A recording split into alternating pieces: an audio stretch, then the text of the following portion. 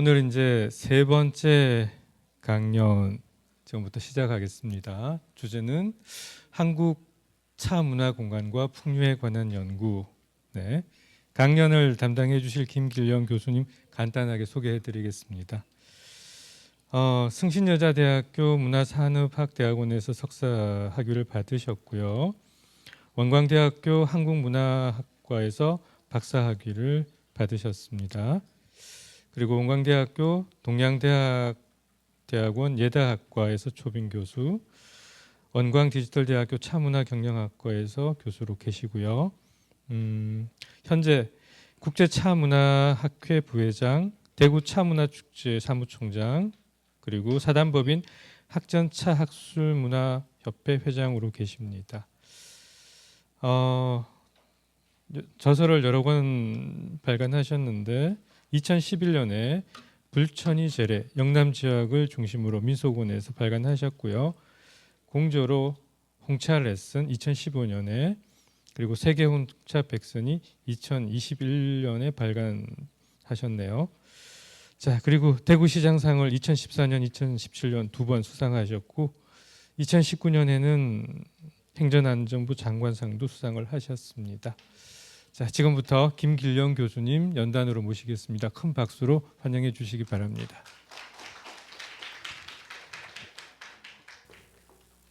안녕하십니까, 김길영입니다. 제가 오늘 발표할 주제는 한국 차 문화 공간과 풍류에 관한 연구입니다. 차 문화 공간이란 차 문화와 공간의 상관관계에서 만들어지는 환경적인 그런 장소라고 할 수 있습니다. 예를 들면 대자연 속이나 인공 축조물로 만든 그런 건물입니다. 그래서 그곳에서 우리 소년들은 학문을 연구했고요. 그리고 사색을 즐겼고, 그리고 차 문화를 또한 즐기고 풍류를 즐긴 그런 공간이었습니다. 그럼 지금부터 발표 시작하겠습니다.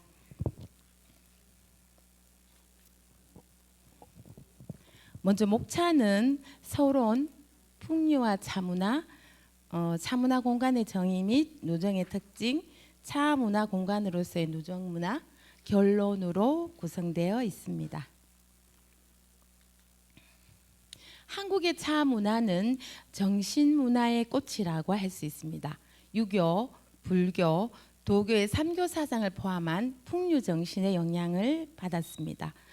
사람과의 교감을 폭넓게 나누고 상생과 나눔의 소통도 가능하게 해줍니다.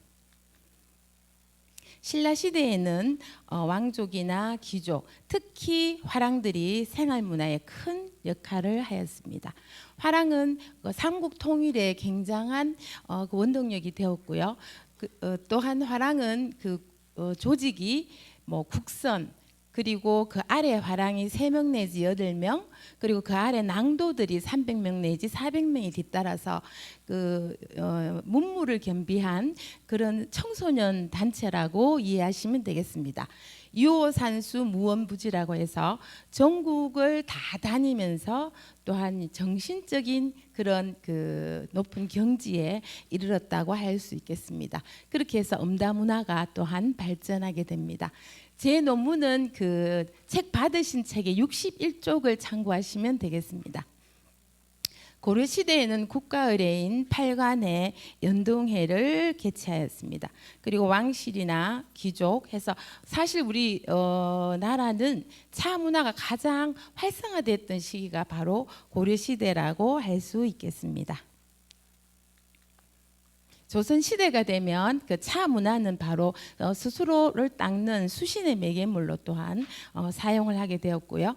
개항기나 강복 이후가 되면 서양이나 일본 등의 새로운 차 문화가 또한 탄생하게 됩니다. 현대는 스스로를 마음을 다스리게 되는 심신을 유지하는 힐링의 차 문화로 자리매김하고 있습니다. 연구 목적으로 한국 풍류와 함께한 차문화 공간의 특징을 누중문화 중심으로 고찰하고자 합니다. 풍류와 차 문화입니다. 풍류라는 것은 한자를 보시면 아시겠지만 바람풍과 흐를 유입니다. 그렇게 해서 뭐 바람과 물의 흐름이고요. 그리고 자유로운 정신, 탈속의 경지, 부나 명예에서 벗어난 그런 탈속의 경지를 얘기를 하고요. 그리고 유학자의 뭐 시를 짓는다든지 글씨를 쓴다든지 그림을 그린다든지 이런 실현을 위한 문화적 행위였다고 할 수 있겠습니다. 그래서 한국의 풍류는 면면이 이어져 온 미학적 실체입니다. 그럼 풍류에 대한 그림을 한번 살펴보겠습니다. 지금 선비가 악기를 연주하고 있습니다. 그래서 보면 굉장히 음악적인 취향 그리고 예술적인 재능 또 한가로움, 여유로움 또 멋스러움 이런 것들을 나타낸다고 할 수 있겠습니다. 지금 왼쪽 회화 그림은 여기는 지금 음악을 연주하고 있고요. 그리고 그 옆에는 지금 시나 서나 그림을 그리고 있는 이런 모습입니다. 앞에 다동이 또 열심히 열심히 차를 우리고 있는 모습을 볼 수가 있습니다.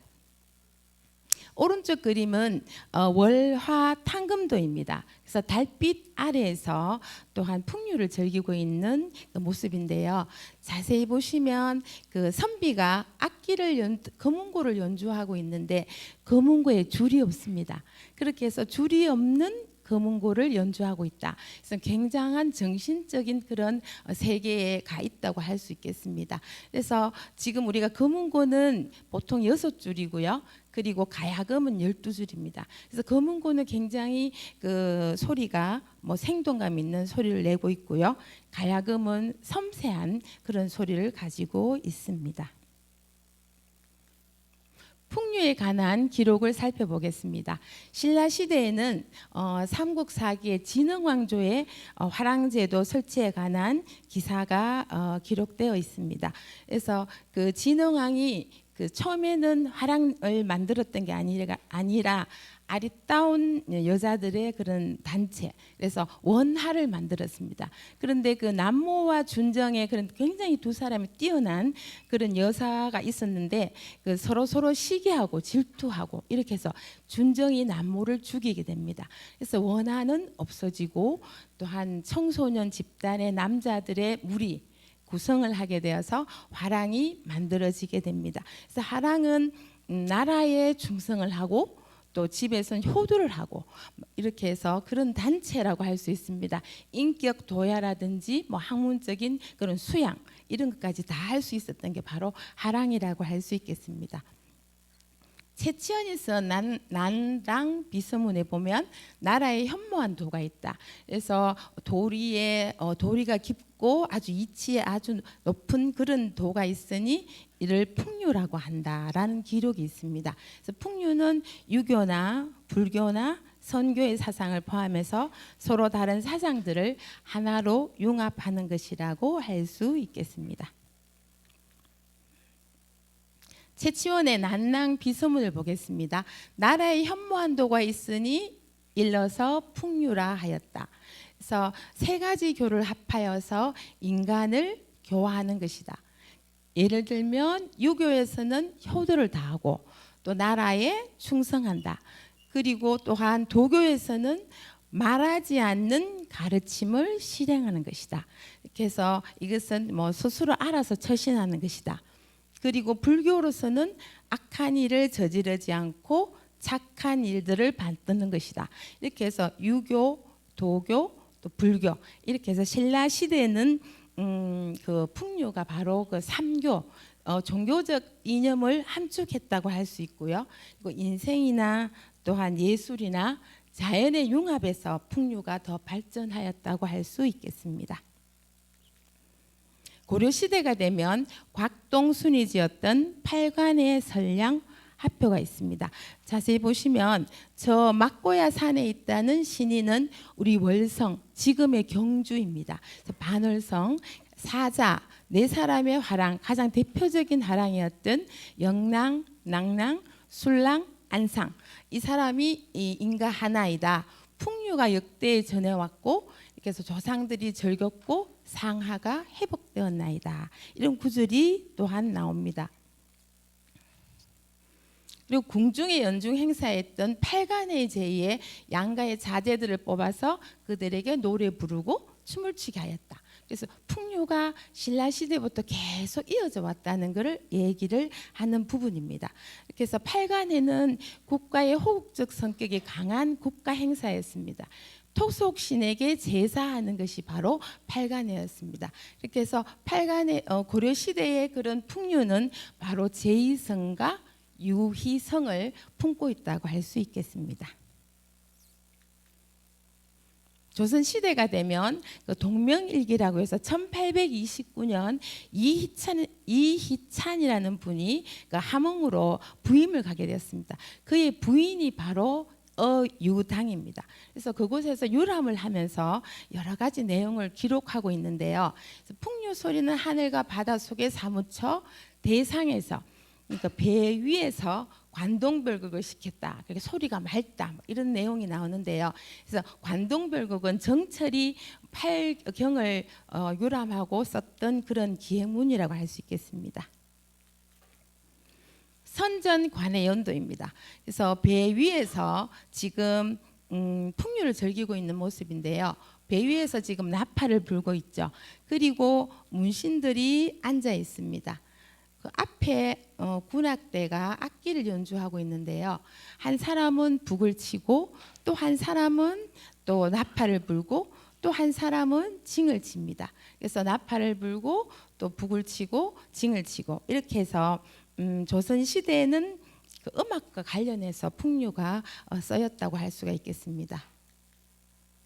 정극인의 상충곡을 보면 최치원의 유상곡수연을 굉장히 흠모했다는 기록이 있습니다.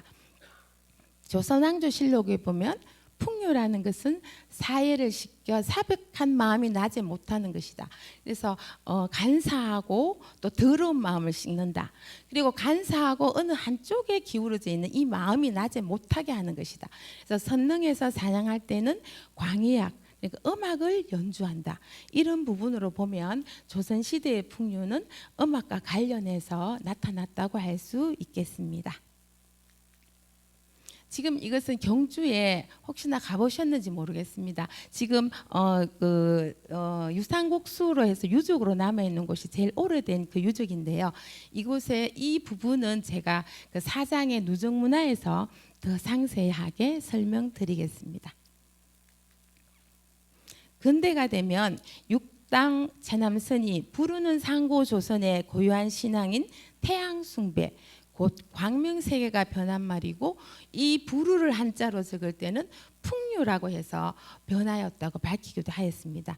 그래서 근대가 되면 풍류는 자연에서 정신을 수양하고 자연과 인간의 합의를 추구하는 것이었다고 할 수 있겠습니다. 풍류 정신과 차 문화입니다. 자연과 더불어 차를 즐기는 자연 동화적 풍류, 그리고 소박한 차 생활 속에 즐거움을 찾는 안빈낙도의 풍류입니다. 그래서 본인이 가난하고 이렇다 하더라도 본인의 분수에 맞게 안빈낙도의 풍류, 그리고 차를 통해서 자기 인격 수양에 노력하는 심신수양적 풍류로 나눌 수가 있습니다. 풍류는 그렇기 때문에 큰 흐름 속에 모든 것이 용해되고 그 속에 작용하는 원동력이라고 할 수 있겠습니다. 지금 그림을 보면 자연 동화적인 그런 풍류입니다. 지금 뒤에 산이 있고요, 나무가 있습니다. 그리고 선비 두 사람이 지금 풍류를 즐기고 있습니다.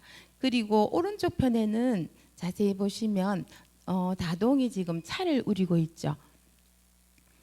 주상 탕금도입니다. 배 위에서 선비가 악기를 연주합니다.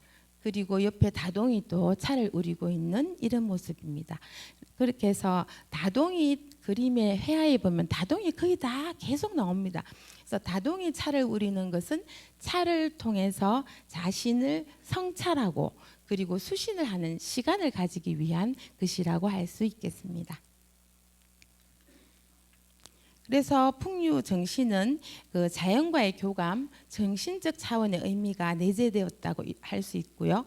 그리고 인생의 진리, 자연의 순리를 깨닫게 됩니다.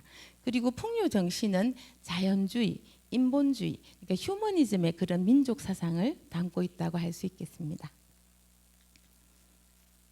3장 차문화 공간의 정의 및 누정의 특징을 살펴보겠습니다. 한국 차문화 공간은 풍류를 즐기는 공간입니다. 그리고 자기 수양의 공간입니다.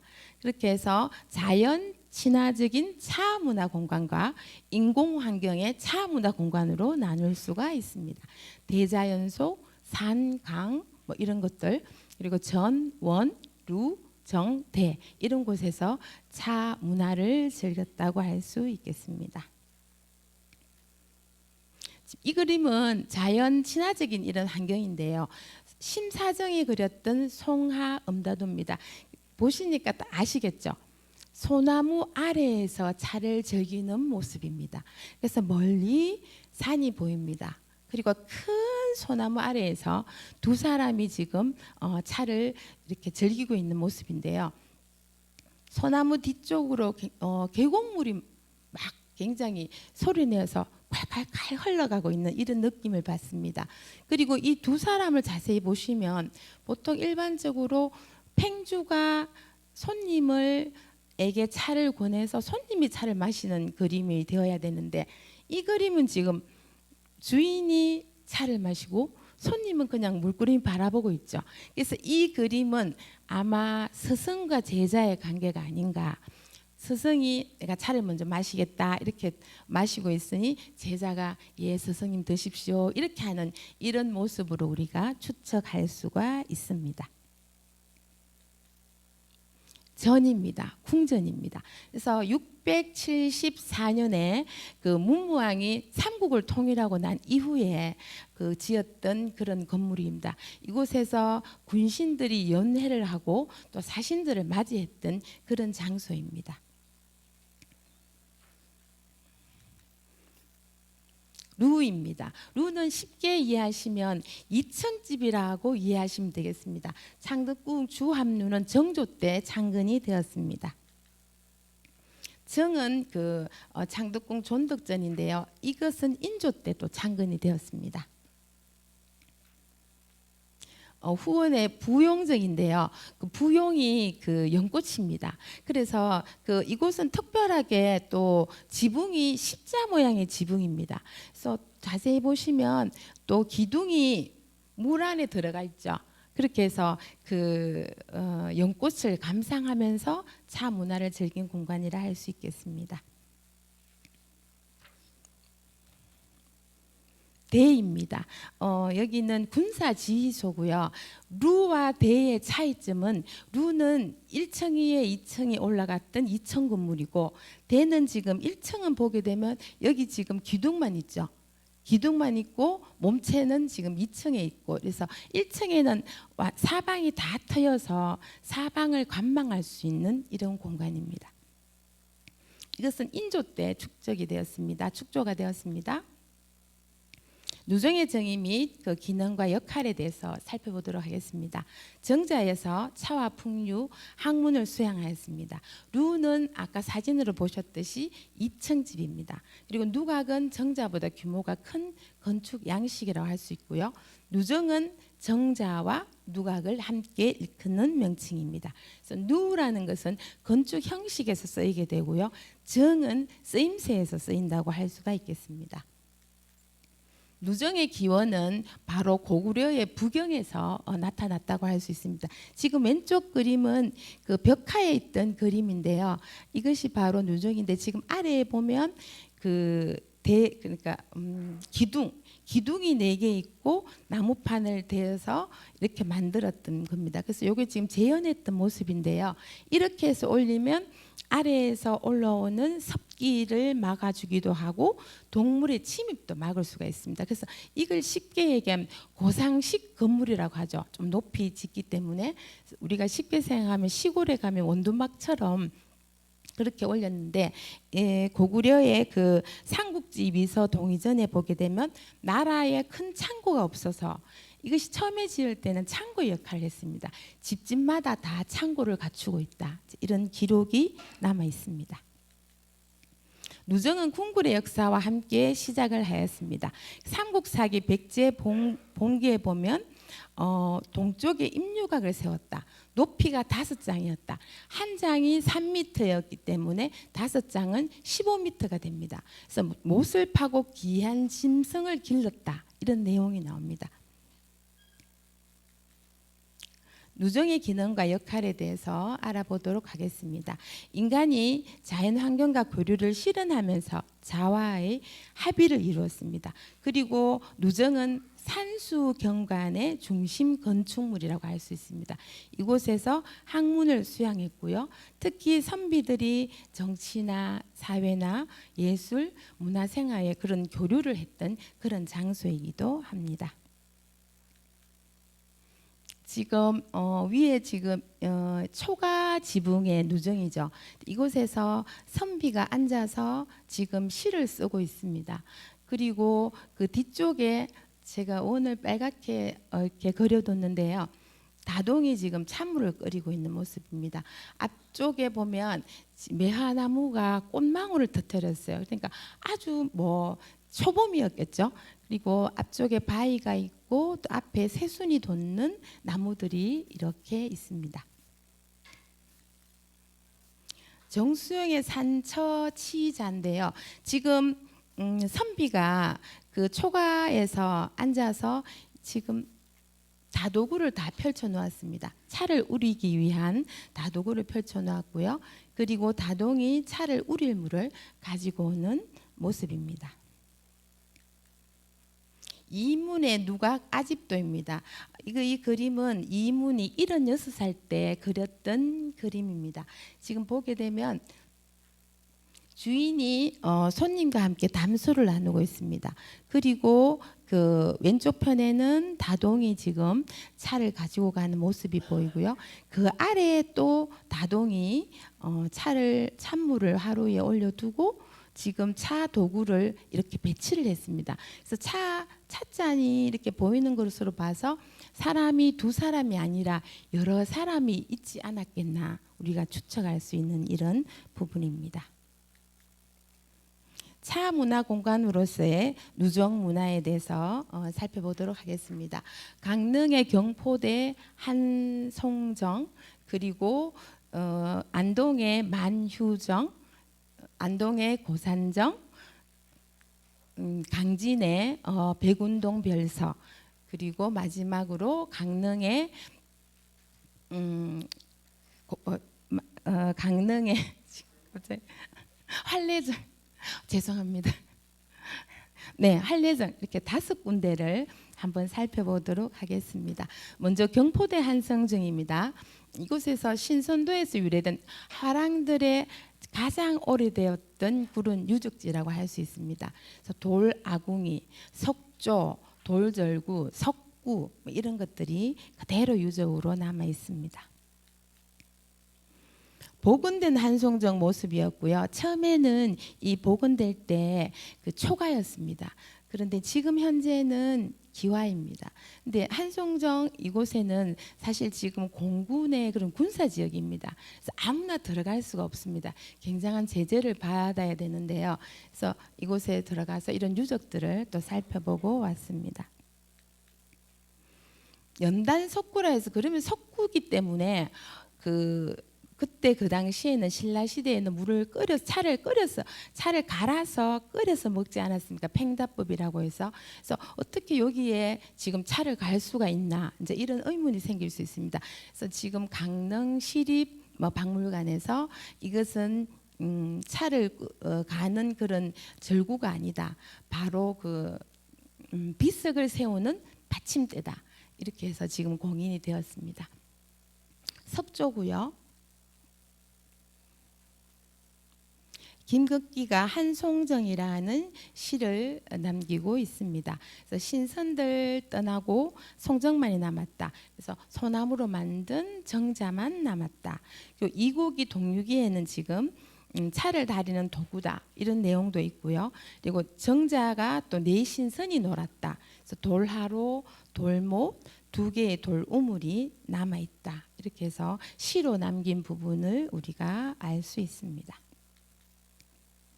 두 번째 만유정입니다. 만유정은 안동시 기란면의 별서입니다. 그래서 조선전기 김계행이 연산군 시대에 국정이 너무나 어지러웠기 때문에 연산군에게 좋은 정치를 해주라고 여러 번 상소를 했습니다.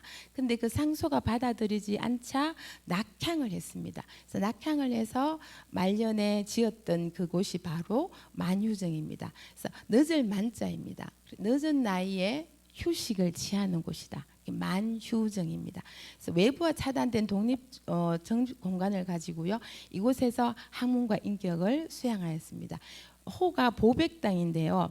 나에게 보물이 있다면 맑고 깨끗한 분이다. 그래서 호가 보백당입니다. 이곳에 가시면 들어가는 입구부터 폭포 소리가 굉장히 많이 납니다. 그래서 막 청량한 이런 소리, 맑은 물 소리, 그리고 막 그 숲이 완전히 꾸며져 있는 이런 모습인데요. 이곳에 가려고 하면 반드시 이 돌다리를 건너야 됩니다. 이 그림이 좀 익숙하지 않으세요? 처음 보시는 그림 같으세요? 이곳이 그 미스터 선샤인에서 주인공 두 사람이 서서 있었던 그 자리입니다. 만유정. 지금 앞칸은 3칸이고 측면에서 보면 2칸이 됩니다. 그래서 특이한 점은 들어가는데 돌담이 있다는 것이 굉장히 특이한 그런 환경이었습니다. 그리고 만휴정이라는 곳이 있고요. 뒤에 현판이 쌍청헌이라는 현판이 걸려 있습니다. 옆에 측면에서 찍어봤고요. 뒤에서 찍으면 아궁이가 다 이렇게 준비되어 있습니다. 불을 뗄 수 있도록. 지금 위에서 찍었던 모습이고요. 그리고 그 만유정을 가기 전에 이 폭포가 있습니다. 폭포물이 굉장히 시원하게 막 흘렀는데요. 소리가 거의 뭐 물소리로 가득 찬 이런 곳입니다. 아마도 그래서 김계행이 외부와 차단된 공간에서 본인의 유학의 뭐 이상적인 것을 실천하지 않았나 이렇게 느낄 수 있는 그런 부분입니다. 세 번째 고산정입니다. 퇴계 선생의 제자가 경북 안동에 지은 누정이었고요. 이곳은 가시면 낙동강을 사이에 두고 너무너무 경치가 아름다워서 굉장히 반할 정도의 경치입니다. 그래서 한번 가보시기를 권합니다. 그래서 유학자는 이상적인 학문을 세계를 접하고 실현할 수 있는 공간을 가졌다는 것을 알 수가 있습니다. 고산정이고요. 그리고 앞쪽에서 보면 지금 고산정이 앞에 3칸, 옆으로 2칸의 그런 구조물입니다. 그러다 보니까 낙동강이 사이에 있고요. 그리고 뒤에는 암벽으로 절벽으로 만든 산이에요. 그래서 절벽의 산이 병풍처럼 드리워져 있는 이런 장소입니다. 그리고 물이 들어가지 않도록 한 3m 정도의 축대 위에 건물이 지어져 있습니다. 지금 누정에서 앞을 보고 찍었던 사진입니다. 그리고 멀리서 앞에서 찍었을 때 여기 너무 잘 안 보이시죠? 이게 보이시나요? 고산정이 조그맣게 보이죠? 예. 근데 경치가 너무너무 수려한 곳이었습니다. 백운동 별서입니다. 백운동이라는 것은 강진에 있는데요. 지금 이곳은 월출산에서 흘러내린 물이 안개가 되어서 구름으로 올라가는 동네다. 그래서 백운동입니다. 이담로가 손자와 함께 응가의 별서를 조성했는데요. 호남의 전통 원림이 3곳이 있습니다. 담양의 소세원, 그리고 완도의 보길도의 세연정, 세 번째가 바로 백운동 별서인데요. 이곳은 지금 이제 강진에서 여러 곳을 다 복원을 하고 지금 유적을 그대로 남기고 있는 그런 곳입니다. 이담로가 지었던 백운동 유서기를 보도록 하겠습니다. 월출산 남쪽 천불동 기슭에 골짜기가 있다. 왕이지의 난정, 인포의 고산, 물에는 연꽃, 동산에는 매화, 국화, 소나무, 대나무, 난초, 학, 검은고 이런 것들 계속 열거하고 있죠. 그래서 왕이지는 중국의 동진 시대에 살았던 서예가입니다. 근데 이 사람은 난정이란 정자를 지어두고 그곳에서 또한 우리가 포석정을 보셨잖아요. 유상국 수연을 즐겼습니다. 그리고 인포라는 사람은 중국 송나라 때 학자인데요. 본인이 그 절강성 항주에서 그곳 산에 고산에 올라가서 20년을 살고 밖으로 나오지 않았습니다. 그래서 혼자서 학문을 연구했던 그런 분입니다. 그렇기 때문에 이담로가 나는 왕이지의 난정을 본받고자 하고 인포의 고산을 본받게 한다. 그래서 연꽃, 매화, 국화, 소나무, 대나무 이런 것들은 모두 다 공간을 이루는 중요한 요소로 알고 있습니다. 그리고 학을 둔다는 것은 이것은 바로 선비를 뜻하기도 하고요. 그리고 금운고라는 것은 바로 선비 정신을 얘기를 합니다. 유상곡수연입니다. 그래서 물 위에 잔을 띄웁니다. 이 잔이 자기 자리에 오기 전에 시를 씁니다. 시를 쓰고 그리고 또 잔이 오기 전에 그 다음 사람이 이 시에 대한 화답을 하고 이렇게 해서 즐기는 것이 바로 유산곡수연입니다. 지금 이 그림은 고산 방학도인데요. 인포가 고산에서 즐겼던 그런 모습을 그림으로 그려뒀습니다. 그래서 인포가 고산에 들어갈 때 가지고 갔던 나무가 매화나무 한 그루, 그리고 하늘을 나는 학, 금운고, 그리고 시동을 데리고 고산을 갔습니다. 이렇게 해서 그 신선 학우름 매화향 이렇게 해서 그 성인의 모습을 나타냈다고 할 수 있겠습니다. 백운동도인데요. 1812년 정약용 선생님이 월출산에 가서 이 경치에 너무나 반했습니다. 반해서 이거를 세수첩이라는 시첩을 백운첩이라는 이런 시첩을 남겼고요. 그리고 제자인 초이에게 이 그림을 그려라. 그렇게 해서 그 유적으로 남겼습니다. 그래서 1번을 보게 되면 옥판봉이라고 해서 제일 꼭대기 그 월출산의 꼭대기 봉우리고요. 2번은 산다경입니다. 그래서 들어가는 입구에 동백나무가 굉장히 많이 있고요. 그리고 3번은 백묘입니다. 그래서 백그루에 붉은 그 매화나무. 근데 지금은 사실 많이 없습니다. 두세 그루밖에 없고요. 네 번째는 홍옥폭입니다. 그래서 동백나무 꽃이 붉지 않습니까? 붉은 꽃이 흘러내려서 그 폭포가 붉은빛을 띈다. 그리고 유상곡수를 즐겼던 공간이고요. 창하벽이라는 것은 푸른 그 이끼가 끼었기 때문에 바위가 굉장히 푸른 빛을 띈다. 그리고 정유강이라는 것은 오래된 그 왕소나무, 굉장히 소나무가 오래되면 그 비늘처럼 이렇게 갈라진 부분이 있습니다. 그래서 정유강이고요. 모란채는 모란꽃이 피어 있는 계단. 그리고 취미선방은 지금 사랑방이라고 이해하시면 되겠습니다. 그리고 풍단은 바로 그 단풍나무고요. 정선대라는 곳은 신선이 사는 정자. 그리고 운당원이라는 곳은 하늘로 뻗은 대나무. 이렇게 이해하시면 되겠습니다. 그래서 풍류가 깃든 백운동 별서의 모습입니다. 유상국수는 계곡에 있는 물을 끌어와서 이곳에서 유상국수를 즐겼습니다. 백운동 들어가는 입구에 이담로 부부의 묘가 있습니다. 취미 선방이고요, 사랑방이고요. 백운동 그 바위에 지금 백운동이라고 지금 서각이 쏘여 있습니다. 암각글. 그리고 왼쪽 편은 창하벽이라고 해서 푸른 바위. 그리고 오른쪽은 홍옥포라고 해서 붉은 그 폭포. 활례정은 강릉 선교장에 부속된 차실입니다. 활례정의 의미는 맑은 물은 근원에서 끊임없이 흐르는 물이 있기 때문이다. 이런 의미를 담고 있고요. 물 끓이고 차를 우려내는 부속 차실을 둔 건축 양식의 나타나고 있습니다. 활례정입니다. 이곳에서 아까 부용정과 마찬가지로 기둥이 물 안에 있습니다. 그리고 앞쪽에 연꽃이 활짝 펴서 이것을 감상하면서 시를 쓰고 차 문화를 즐긴 곳입니다. 지금 앞에 경치를 보고 있는 이런 창문, 문을 열면 이런 경치가 보입니다. 그리고 들어가는 입구입니다. 1920년대 활례정 모습입니다. 선교장은 바로 여기 앞에 배머리 모양을 하고 있다고 해서 선교장이고요. 그리고 여기 활례정이 여기 있습니다. 결론입니다. 한국의 차 문화는 고대부터 해서 조선시대 풍류 차 문화로 발전을 하였습니다.